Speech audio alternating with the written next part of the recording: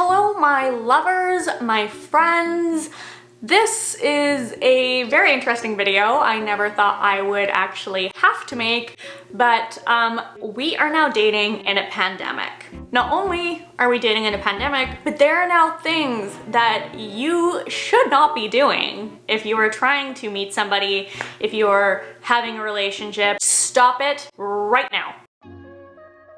A quick introduction before we get started. My name is Chanel Connell. I run a dating coaching business called Creative for Love, where I help you learn how to date more confidently. I have my Bachelor's of Arts in Psychology, and I'll be starting my Master's of Counseling Psychology within a month here, so you guys are in very good hands. So without further ado, let's get into the content that you are all waiting for. I want to start with the current difficulties of dating during a pandemic. There are a lot of virtual relationship concerns. A lot of you have messaged me talking about how you're concerned about either growing apart from your current partner or not even being able to have that connection that you're used to developing when you meet someone in person. You might even be at risk for falling back into abusive cycles, which we never want to do. We never want to risk getting back into that, especially if we've gotten out of that before.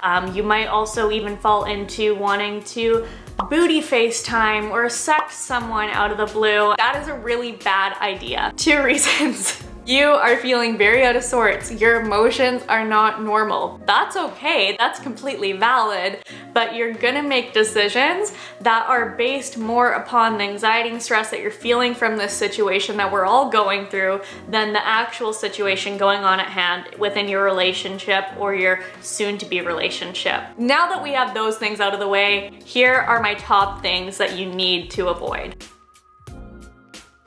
Number 1. Do not text your ex. You broke up for a reason.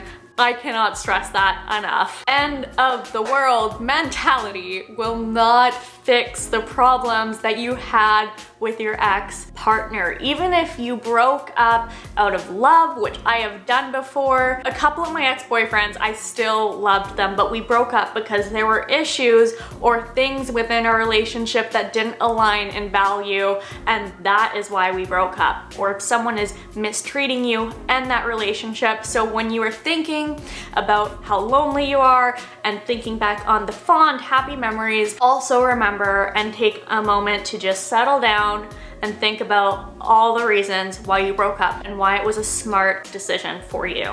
This is especially important if you are susceptible to falling back into old patterns or addictive habits, because toxic love cycles can become addictive. So I want to encourage you, without getting too far into the science about toxic and abusive relationships, because it does have to do with dopamine and adrenaline and neurochemicals. If you want a video on that, you can comment below and I will go into that further. But right now I need to tell you that you are worth more than that toxic relationship. You're worth more than the manipulation tactics, and you are so deserving of so much more, and you're better off by yourself than you are back with that person. Number 2 that we really need to get clear on that you should not do is get too sexual with someone in a virtual space. Granted, if you've been with that person for a long time and you have that trust developed, maybe you're married and you're overseas, or you've been in a very, very long-term relationship and you know that person would never do anything to harm you with those vulnerable moments, I have no reason to judge or tell you what to do. But if you are recently dating or you recently met someone and you're not just into casual hookups, even if you are, I would caution you to how sexual and how suggestive you can be online. It is so much harder to judge and gauge someone's true intentions through a virtual space. Texting or FaceTime is not going to give you the same natural gut feel that you can get about someone when it comes to their intentions behind what they're asking. Your body and how you speak to someone and what you share with someone that is intimate to you is at risk online. That information is processed. You don't know if it'll be deleted from their phone. If you're doing over FaceTime, people can take screenshots. I just want to caution you to be careful about who you share those sides of yourself with. Lack of face-to-face interaction with that person does decrease the actual emotional investment they might have in you. So think about that before you feed those wants and desires. I'm not discouraging you from developing flirtation or sexual chemistry with somebody, but just protect yourself first, because you are worth more than a picture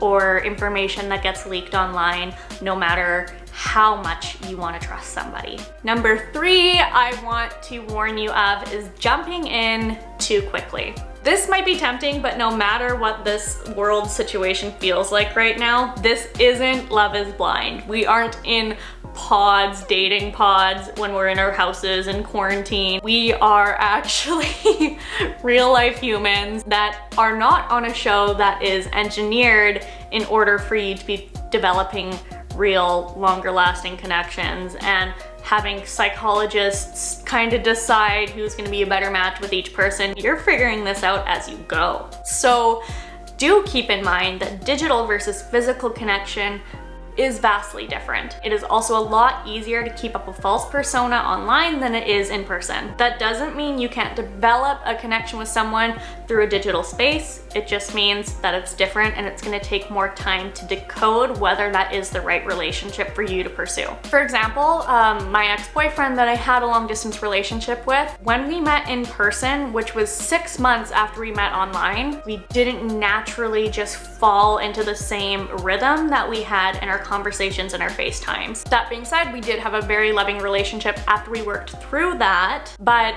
know that the person you're developing a relationship with online, you might still have to go through that awkward phase when you finally do get to meet with them. So keep your hopes and expectations at a realistic level in order to salvage your heart from getting hurt. The 4th thing you want to stop doing while dating during a pandemic, let alone dating ever, is letting your high emotions drive your decisions. There is a huge difference in your feelings and reactions to situations before quarantine and while we're going through it right now. You most likely are not filtering your emotions through a rational thought process, and that is because you are acting in a fight or flight mode / survival mode. Some of these decisions that you'll make during this time are going to be forever decisions. So if you are struggling with breaking up with someone over a fight that maybe your emotions would have been down here before reacting to it and now it's up here, realize the gap between those and talk to someone.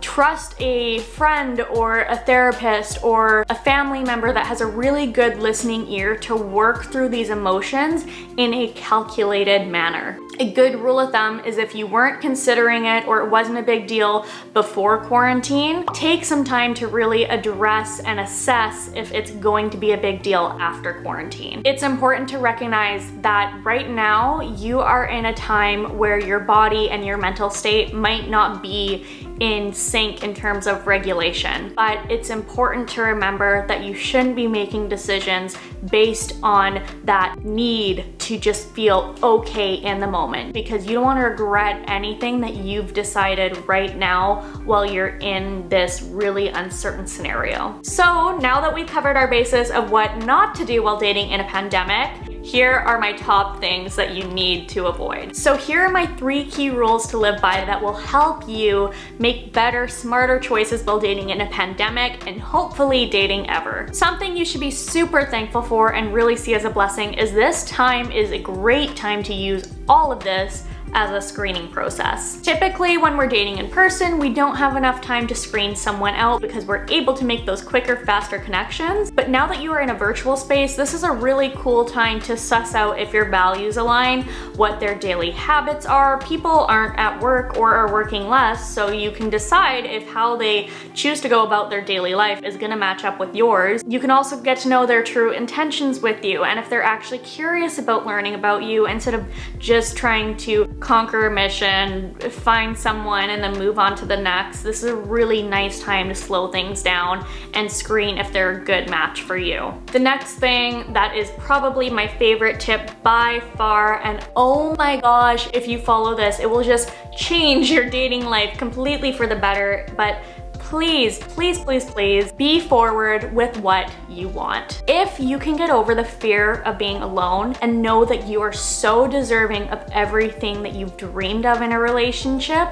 you will be a lot less timid communicating your wants and needs that are gonna make you feel safe and secure. So right now, while we're in this virtual space, this is a great time to practice this because we have an online barrier that's gonna make it a lot less intimidating to be brave and courageous when it comes to telling somebody, this is what I need out of you, or this is what's bothering me, how can we fix it? So look at this as a really positive opportunity because now you have so much time to develop the skills of honoring yourself in a less anxiety-provoking way. And last but not least, and I think this is a no-brainer, I hope it's a no-brainer, you need to offer genuine connection to somebody. There's a lot going for that saying of how you act is what you'll attract because it is so true. We choose partners that we can see little bits and pieces of us in them. So if you react to all of this in a way where you're gonna offer connection that is real to somebody, chances are you're gonna be met with the same reciprocation on the other side. Everybody needs support right now, and I think it is so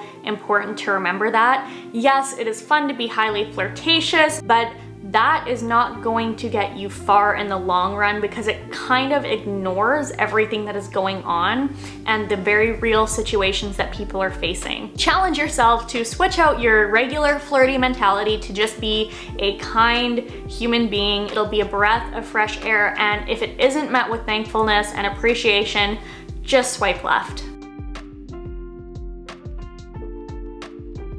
We're all facing the same emotions of fear, anxiety, and we're not sure of what's happening next. But when we can realize that we can be adaptable as a society and that change isn't bad, you'll be able to flip your mindset to a perspective that won't limit you from falling in love. And at the end of the day, it's important to remember you should never feel any pressure to cultivate anything, especially when we're going through something like this. Take each day one step at a time because the situation is evolving daily and we shouldn't be worried about things that we can't really control. So I hope this video helps you guys out. You can follow my business, Instagram and TikTok at Created for Love, or you can find me personally on all of my socials, Chanel Connell, Chanel.Connell. Just under my name is appropriate. If you like this video, give it a big thumbs up. Let me know what topic you want me to address below and I will add it to my content list. I cannot wait to create more dating videos for you guys and offer free resources to make it easier to navigate your love life while we are facing this pandemic. Know that I love you guys so much and I believe you're created for love, and I will speak to you guys next time.